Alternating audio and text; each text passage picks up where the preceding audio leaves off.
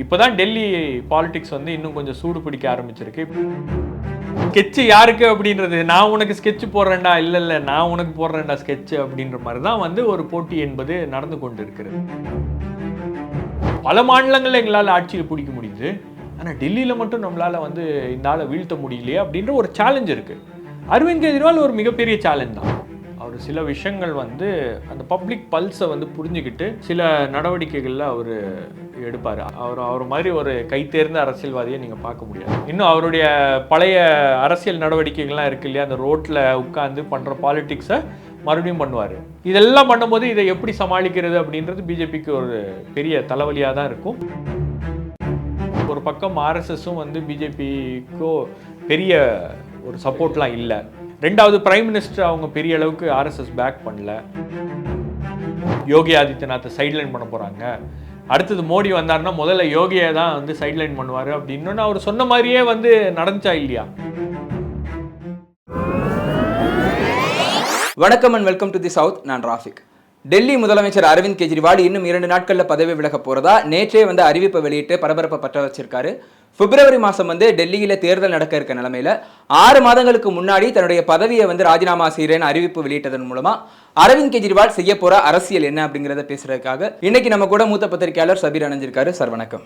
Sir, Delhi முதலமைச்சர் அரவிந்த் கெஜ்ரிவால் வந்து பதவி விலக போறேன்னு சொல்லிட்டு அறிவிப்பு வெளியிட்டிருக்காரு. பெயில் கிடைச்சதுக்கு அப்புறமும் பதவி விலக போறேங்கிற அந்த அறிவிப்பை வெளியிட்டிருக்கிறதுக்கான காரணம் அவர் வந்து பாஜக எடுத்திருக்கக்கூடிய அந்த விரிச்சிருக்கக்கூடிய அந்த வலையில விழுந்துட்டாருன்னு நினைக்கிறீங்களா?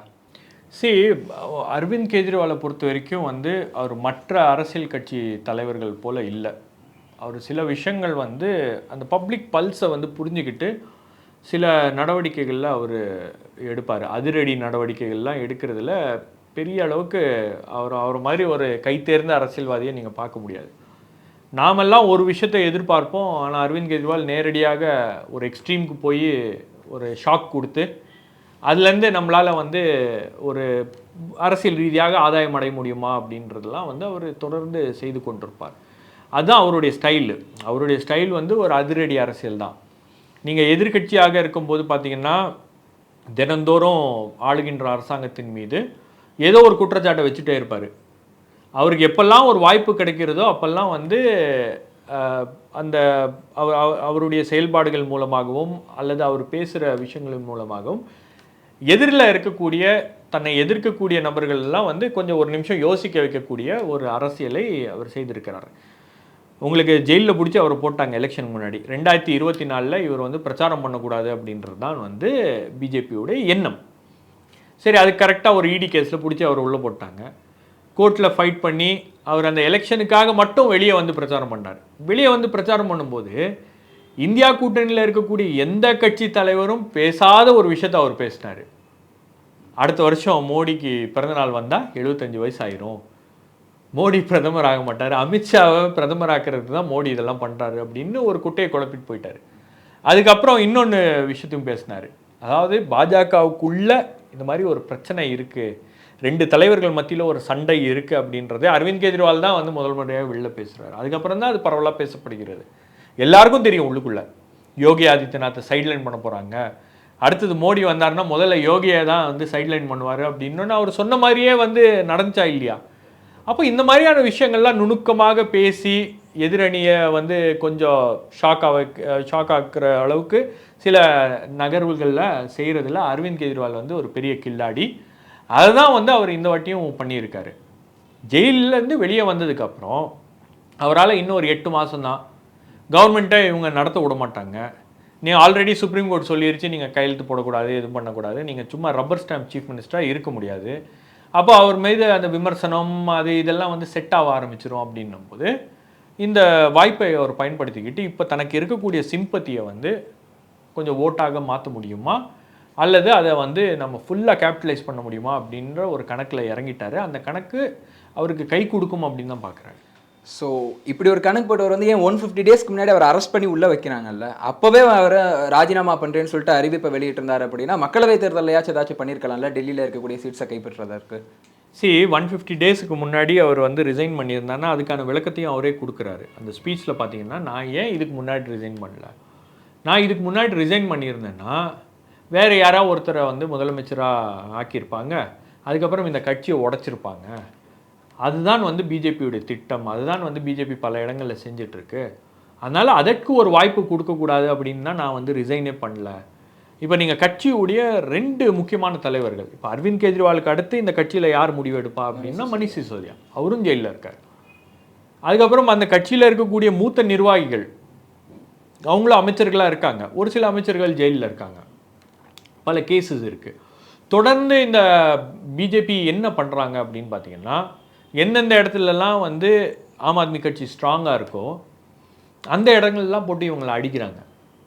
ஊழல் எதிர்ப்பு, ஊழல் இல்லை, நாங்கள் ஊழல் பண்ணுறதில்ல அப்படின்றது தான் அவங்களுடைய யூஎஸ்பியாக இருக்குது. அவள் பாருங்கள், கேஜ்ரிவாலே ஊழல்வாதி, மணிஷ் சிசோடியா ஊழல்வாதி அப்படின்ற அந்த நரேட்டிவை கிரியேட் பண்ணுறதுக்கு தான் வந்து இந்த லிக்கர் பாலிசி கேஸ். இந்த லிக்கர் பாலிசி கேஸு ட்ரையலில் போனால் நிற்குமா நிற்காதா அப்படின்னு கூட தெரியல, எந்த அளவுக்கு ஆதாரங்கள் இருக்குது அப்படின்லாம் நமக்கு தெரியல. பட் என்ன சுப்ரீம் கோர்ட் சொல்லியிருக்கு பெயில் கொடுக்கும்போது, இடி கேஸில் தான் ஒரு ப்ரெடிகேட் அஃபென்ஸில் அவர் அரெஸ்ட் பண்ணிட்டீங்க, மறுபடியும் இன்னொரு அதே ப்ரெடிகேட் அஃபென்ஸுக்கு சிபிஐ ஏன் அரெஸ்ட் பண்ணோம் அப்படின்ற அந்த கேள்வியெல்லாம் வந்து எழுப்பி தான் வந்து கேஜ் பேரட்டாக சிபிஐ இன்னும் இருக்கிறது அப்படின்ற கடுமையான விமர்சனங்களை கொடுத்து அவரை வெளியே அனுப்பியிருக்கு. அப்போ ஒரு பக்கம் வந்து தனக்கு இந்த மாதிரி ஒரு தீர்ப்பு வந்திருக்கு, நீதிமன்றமே என்னை வந்து இந்த மாதிரி சொல்லி விடுவிச்சிருச்சு அப்படின்ற அந்த பப்ளிக் போஸ்டரிங். இன்னொரு பக்கம் பாருங்க, என்னை செயல்பட விடாமல் என்னை வந்து இந்த மாதிரி பண்ணுறாங்க, அதனால நான் வந்து ராஜினாமா பண்ணிடுறேன். ராஜினாமா பண்ணிட்டு இம்மீடியட்டாக இதை கலைச்சிட்டு அவர் எலெக்ஷனுக்கும் போல வேறு ஒருத்தரை முதலமைச்சராக உட்கார வச்சு அந்த ஒரு 6 மாதம் ரன் பண்ணுவார். இப்போ மட்டும் பாஜகவால் அதை பிரிக்க முடியாதா, கட்சியை பிரிக்க முடியாதா? அந்த முயற்சிகள்லாம் வந்து அவர் வெளியே இருக்கும்போது அதெல்லாம் பண்ண விட மாட்டார். இல்ல ஹேமந்த் சோரன் ஜார்க்கண்ட்ல வெளியில வந்ததுக்கு அப்புறம் சப்பாய் சோரனை பிரிச்சு எடுத்துட்டு போறாங்க, ஒருத்தரை கொண்டு வந்தாங்க. பட் அதுக்கான ரிசல்ட்ஸ் என்ன, பலன் என்ன அப்படின்றது வந்து உங்களுக்கு எலெக்ஷன்ல தான் தெரியும். இந்த ஜார்க்கண்ட் எலெக்ஷன்ல தான் அதற்கு உண்மையிலேயே ஒரு பலன் இருக்கிறதா இல்லையா அப்படின்றது தெரியும். இன்னொரு 6 மாசத்துல நீங்க அதெல்லாம் பண்ணிட முடியாது. நீங்க தேர்தல் சமயத்துல நீங்க மகாராஷ்டிரா அதுக்கப்புறம் வந்து ஜார்க்கண்ட் இந்த 2 மாநில தேர்தல் நடக்கும்போது ஒட்டுமொத்த பிஜேபியோட கவனமும் அந்த தேர்தலில் தான் இருக்கும். டெல்லி எலெக்ஷனும் கூட வந்துருச்சு அப்படின்னு வச்சுங்க, டெல்லியை பிடிக்கிறதா மகாராஷ்டிராவை பிடிக்கிறதா, மகாராஷ்டிராவில் நடக்கக்கூடிய விஷயங்கள்லாம் டெல்லியில் எதிரொலிக்கும். அதுக்கு முன்னாடி உங்களுக்கு 2 எலெக்ஷன் ரிசல்ட்ஸும் வந்துடும். உங்களுக்கு ஹரியானா வந்துடும், அதுக்கப்புறம் வந்து ஜம்மு அண்ட் காஷ்மீர் வந்துடும். அங்கே பிஜேபிக்கு ஒரு பின்னடைவு அப்படின்னும் போது பிஜேபியோட மொரால் ஆல்ரெடி டவுனாக இருக்கும். அப்போ இது எல்லாத்தையும் கால்குலேட் பண்ணி தான் அவர் இந்த முடிவுகளை எடுக்கிறாரு. நீங்கள் பிப்ரவரியில் நடக்க வேண்டிய தேர்தலில் நவம்பருக்கு முன்னாடி தள்ளுறாரு. பிஜேபி தயாரா இருக்கா இல்லையா அப்படின்றது நமக்கு தெரியல. பட் அது பிஜேபி முயற்சி எடுப்பாங்க.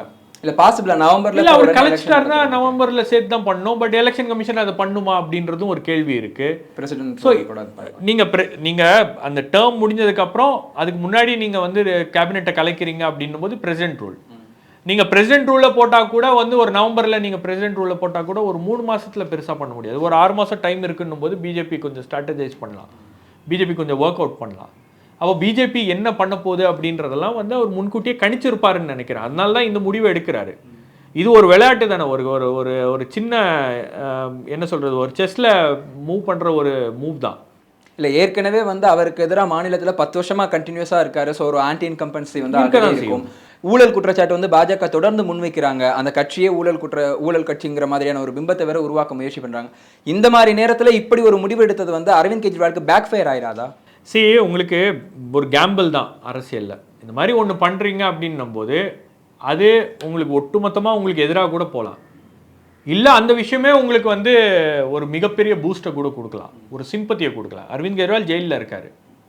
இப்போ நீங்கள் ஜெயிலிருந்து அவர் 2024 எலெக்ஷன் முன்னாடி வெளியே வந்தது கூட, நீங்கள் அவர் ஜெயிலிருந்து பிரச்சாரம் பண்ணும்போது வெளியே அவங்க ஒய்ஃப் பிரச்சாரம் பண்ணிருந்தாங்க. அந்த பிரச்சாரத்துக்கு பெரிய அளவுக்கு ஒரு ட்ராக்ஷன் இருந்துச்சு.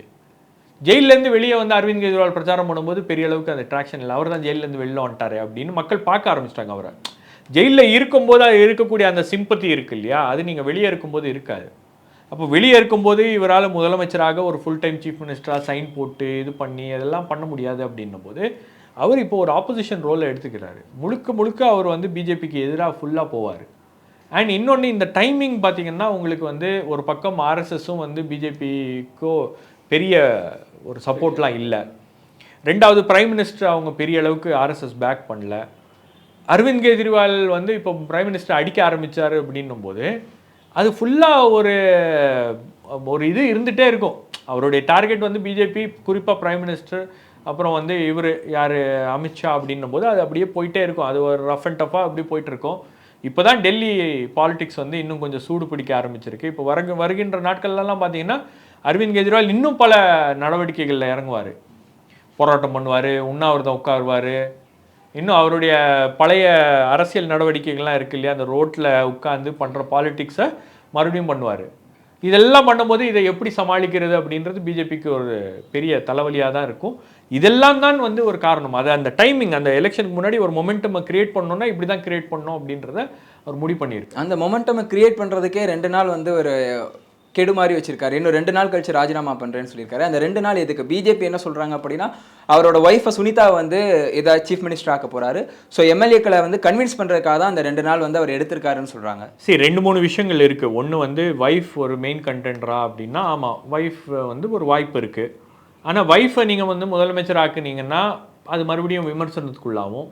அப்போ கட்சியிலேயே இருக்கக்கூடிய மிக முக்கியமான தலைவர்கள் ஆதிஷி இருக்காங்க, கோபால் ராய் இருக்காங்க, கைலாஷ் கௌதம் இருக்கார், இவங்கெல்லாம் வந்து கொஞ்சம் நம்பிக்கைக்குரிய தலைவர்களாக இருக்காங்க அப்படின்னும் போது அவங்கள வந்து நாம் அவங்களுக்கு யாராச்சும் ஒருத்தருக்கு வாய்ப்பு கொடுக்கலாம் அப்படின்னு இந்த 2 நாள் கூட நீங்கள் சண்டே இதை அறிவிக்கிறாரு. சண்டே நான் ராஜினாமா பண்ணுறேன்னு சொல்லிட்டு போக வேண்டியது தானே.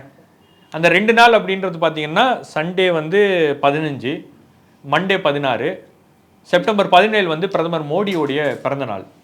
அப்போ மோடியோடைய பிறந்தநாள்னும் போது அது ஃபோக்கஸ் பூரா பார்த்தீங்கன்னா நரேந்திர மோடி மீது இருக்கும். அந்த சமயத்தில் அந்த லைம் லைட்டில் இவரும் வந்து இவருடைய ராஜினாமா, டெல்லியில் ஒரு பரபரப்பு, இவர் வீட்டிலேருந்து கிளம்பி போகும்போது நடந்தே போவார் அங்கே ஆஃபீஸ்க்கு ராஜினாமா கொடுக்கறதுக்கு, இல்லை ராஜ்பவனுக்கு ராஜ்நிவாஸுக்கு வந்து அவர் நடந்தே போகிறாரு, கவர்னர் மாளிகைக்கு அவர் நடந்தே போகிறாரு அப்படின்னும் போது இதெல்லாம் வந்து ஒரு பெரிய ஒரு சீனை வந்து அவர் கிரியேட் பண்ணுவார். ஸோ அரவிந்த் கெஜ்ரிவாலால் இதெல்லாம் செய்ய முடியும். ஸோ அப்போ பார்த்தோம் அப்படின்னா இது வந்து பிஜேபி வந்து அரவிந்த் கெஜ்ரிவாலுக்கு போடுற ட்ராப் இல்லை, அரவிந்த் கெஜ்ரிவால் வந்து இப்போ மோடிக்கு போடுற ஒரு ட்ராப்பாக தான். அதுதான் அந்த ஸ்கெட்சு யாருக்கு அப்படின்றது, நான் உனக்கு ஸ்கெட்சு போடுறேன்டா, இல்லை நான் உனக்கு போடுறேன்டா ஸ்கெட்சு அப்படின்ற மாதிரி தான் வந்து ஒரு போட்டி என்பது நடந்து கொண்டு இருக்கிறது. நீங்கள் டெல்லி அரசியல் வந்து ரொம்பவே இன்ட்ரெஸ்டிங்கான ஏரியா டெல்லி. குறிப்பாக நீங்கள் பார்த்தீங்கன்னா டெல்லியில் இருக்கக்கூடியவர்களுடைய ப்ரெசன்ஸை விட வெளியிருந்து வந்து போகிறவங்க தான் வந்து அதிகம். அப்போ உங்களுக்கு டெல்லியில் இருக்கக்கூடியவர்கள் அந்த லோக்கலில் இருக்கக்கூடிய ஆட்களுடைய ஓட் பேங்க்கெல்லாம் வந்து ஆம் ஆத்மி கட்சி நல்லாவே செக்யூர் பண்ணி வச்சுருக்கு. உங்களுக்கு அங்கே ஸ்கூல் பெரிய அளவுக்கு மாற்றி இருக்காங்க, அந்த எஜுகேஷன் சிஸ்டமில் ஒரு பெரிய சேஞ்ச் கொண்டு வந்திருக்காங்க. ஹாஸ்பிட்டல், மொஹல்லா கிளினிக், அதுக்கப்புறம் உங்களுக்கு எலக்ட்ரிசிட்டி, வாட்டரு, பெண்களுக்கு வந்து இலவச பேருந்து பயணம், ஒரு ஓட் பேங்க்காக அவர் கிரியேட் பண்ணி வச்சுருக்காரு. அந்த ஓட் பேங்க் வந்து இப்போ கண்டினியூ ஆகுமான்றது தான் கொஸ்டின். அரவிந்த் கெஜ்ரிவால் நல்லது பண்ணியிருக்காரு, அரவிந்த் கெஜ்ரிவால் நல்லது பண்ணுறாரு அப்படின்றது கீழ் லெவலில் அடிமட்டத்தில் இருக்கக்கூடிய அந்த சென்டிமெண்ட், அந்த சென்டிமெண்ட்டை பிஜேபியால் பிரேக் பண்ண முடியல. இப்போ அந்த சென்டிமெண்ட்டை பிஜேபியால் பிரேக் பண்ணுறதுக்கு தான் வந்து அவங்க பிடிச்சி கொண்டு போய் ஜெயிலில் போட்டு ஒரு அந்த லிக்கர் கேஸு இதெல்லாம் வந்து கிரியேட் பண்ணுறாங்க. ஆனாலும் அந்த பிம்பம் வந்து சக்ஸஸ்ஃபுல்லாக அவங்களால கிரியேட் பண்ண முடியல. அரவிந்த் கெஜ்ரிவால் அவ்வளோ ஈஸியாக அவங்களால அசிச்சு பார்க்க முடியல. காங்கிரஸாலேயே முடியலையே. காங்கிரஸ் அந்த மாநிலத்தை வந்து ரொம்ப நீண்ட காலமாக அந்த மாநிலத்தில் ஆட்சியில் இருந்தாங்க. நீங்கள் காங்கிரஸ் அந்த மாநிலத்திலேருந்து போனதுக்கப்புறம் காங்கிரஸ் மறுபடியும் ரிவைவ் ஆகிறதுக்கு அந்த மாநிலத்தில் ரிவைவ் ஆகிறதுக்கு வாய்ப்பு இல்லை. அந்த மாதிரி தான் ஒரு சூழல் அப்படின்றது இருக்குது. அதே மாதிரி தான் வந்து பிஜேபிக்கும் வந்து ஒரு கடுமையான நெருக்கடி. நாம் வந்து இந்தியாவில் ஆட்சியை பிடிச்சிட்டோம், பல மாநிலங்களில் எங்களால் ஆட்சியை பிடிக்க முடியுது, ஆனால் டெல்லியில் மட்டும் நம்மளால் வந்து இந்த ஆளை வீழ்த்த முடியலையே அப்படின்ற ஒரு சேலஞ்ச் இருக்குது. அரவிந்த் கெஜ்ரிவால் ஒரு மிகப்பெரிய சேலஞ்ச் தான். இப்போ அதுதான் வந்து இங்கே இருக்கக்கூடிய மிக முக்கியமான விஷயம். 2013 பார்த்தோம் அப்படின்னா இதே மாதிரி ஒரு முதலமைச்சராக ஜெயிச்சு வராரு. அப்போ வந்து லோக்பால் சட்டத்தை வந்து பாஸ் பண்ண முடியலன்னு சொல்லிட்டு ராஜினாமா பண்ணிட்டு போறாரு.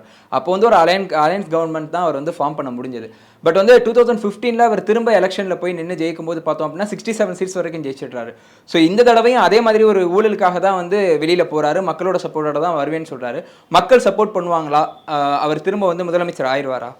சரி, அது நம்ம பொறுத்து தான் பார்க்கணும். நீங்கள் திரும்பி முதலமைச்சர் ஆயிடுவாரான்னா இந்த சூழலை பயன்படுத்தி கொண்டு, தனக்கு இருக்கக்கூடிய சிம்பத்தியை பயன்படுத்தி கொண்டு மீண்டும் வந்து விட முடியும் அப்படின்றது அவருடைய நம்பிக்கை. பட் அதுக்கான கிரவுண்ட் ஒர்க்லாம் இவங்க பார்த்து வச்சுருக்காங்க. நீங்கள் ஆம் ஆத்மி கட்சியுடைய கணக்குகளை முடக்கலாம், ஆம் ஆத்மி கட்சிக்கு இருக்கக்கூடிய பணம் வந்து பல பேர் வந்து எலெக்ஷனுக்கு ஃபண்ட் பண்ணோம், அந்த ஃபண்டை முடக்கலாம், என்ன வேணால் நடக்கலாம். நீங்கள் பிஜேபியும் வந்து லேஸ்பட்ட இது கிடையாது.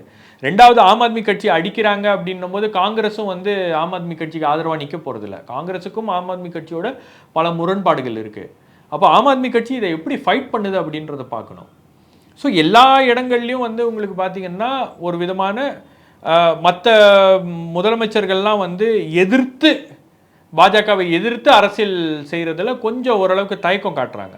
பட் அரவிந்த் கெஜ்ரிவால் எதிர்த்து அரசியல் பண்ணால் தான் நம்மளால் சஸ்டெயின் ஆக முடியும், நாம் எதிர்த்து கீழே கிரவுண்டுக்கு போனால் தான் நம்மளால் வந்து நீடிச்சு நிலைச்சு நிற்க முடியும் அப்படின்ற ஒரு மனநிலைக்கு அவர் வந்துட்டார். ஃபைட் பண்ணி பார்ப்போம் அப்படின்னு கிரவுண்டில் இறங்கிடுவார். நீங்கள் பார்த்தீங்கன்னா இனி வரக்கூடிய காலங்கள்லாம் வந்து டிபேட்லாம் ஆம் ஆத்மி கட்சி இருக்கும், Aam Aadmi's anarchy, Arvind Kejriwal is an anarchist person, அப்படி இப்படின்லாம் வந்து கடுமையாக அரவிந்த் கெஜ்ரிவாலை தாக்குறதுக்கு பல முயற்சிகள் எடுப்பாங்க. பட் அரவிந்த் கெஜ்ரிவால் அந்த கேமில் தான் வந்து அவருக்கு அந்த ஸ்ட்ரென்த் இருக்குது அப்படின்னு நான் பார்க்குறேன். அவர் களத்தில் இறங்கி போய் வந்து தினந்தோறும் ஒரு பிரச்சனையை ஒரு ராவடியை வச்சுட்டே இருப்பார். அதெல்லாம் தான் வந்து அவருக்கு வந்து மக்களுடைய கவனத்தை திசை திருப்புறதுக்கும் மக்கள்கிட்ட அந்த சிம்பத்தி ஃபேக்டரை எதிர்பார்க்கறதுக்கும் கிரியேட் பண்ணுறதுக்கும் அவருக்கு இதெல்லாம் வந்து வழிவகுக்கும் அப்படின்னு பார்க்குறேன். நேரம் கொடுத்ததுக்கு ரொம்ப நன்றி. நன்றி.